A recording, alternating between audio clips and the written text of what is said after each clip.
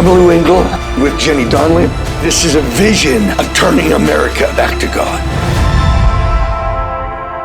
In 2017, he told me to start gathering women in larger. I'd done small retreats of 100 women, and he said, no, hundreds and thousands. So we started doing conferences. Yeah. Then it was 2020 that he said it was 1 million. He kind of worked me into the big number. Yes. But 2017 is when he started speaking to me that we were going to gather and gather and gather to a large number.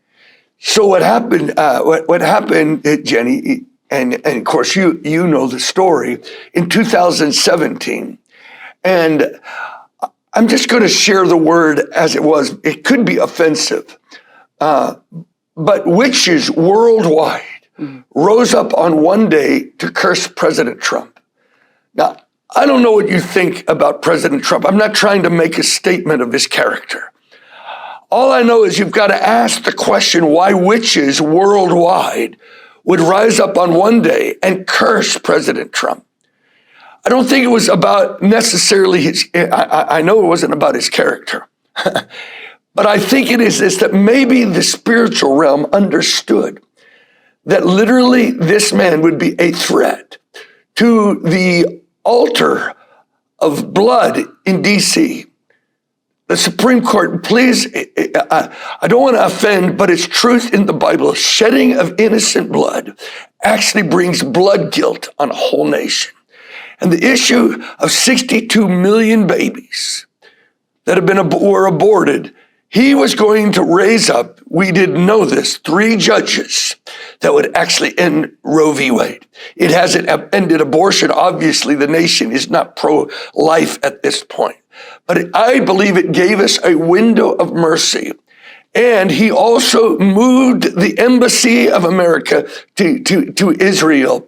I think something was going on historically, and witches understood it. They rose up on one day to curse President Trump. I went to the mountains, Estes Park, to fast and pray. God, do you want me to do anything about this? And on the 3rd night, I had a dream. And in this dream, as you know the story, in this dream, I saw women coming from everywhere, as far as the eye could see. Young girls, Gen Z, mamas, mothers, and they're coming to hear the book of Esther be taught. I'm looking at this in this dream, and I'm the only man there. I have an old Bible in my hands, which I understand now means that what I'm looking at, and it was like a revival, I'm looking at a women's Esther revival. And I have this old Bible, and I know what it means now, that I was to be a Mordecai to literally mobilize what I'm watching right now of 1 million women coming to this, to hear the book of Esther be taught. And in this dream, a woman stands up, and your age, blonde hair, you got red hair, but maybe it's good enough, reddish blonde. And she says, and these 2 words in the book of Esther actually mean Nazgul. I exploded out of the dream, instantly knowing what it meant, because I watched the 3rd part of the Lord of the Rings, where the Nazgul Witch King is destroying the armies of men and says, no man can kill me. But in the movie, the king's daughter takes off her helmet, lets her hair down, and says, I am no man.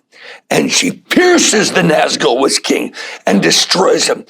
I wake up out of the dream, and I know the Lord is saying, I am raising up a movement of Esthers, young and old, 1 million women who will gain the authority over witchcraft and the ideologies that you're talking about, even in this video, that would gain authority and begin to break the power of this of these unholy ideologies. And God was going to raise up women who are going to also, Jeremiah chapter 9, give birth to a new movement of salvation in the nation, and we will see our children saved.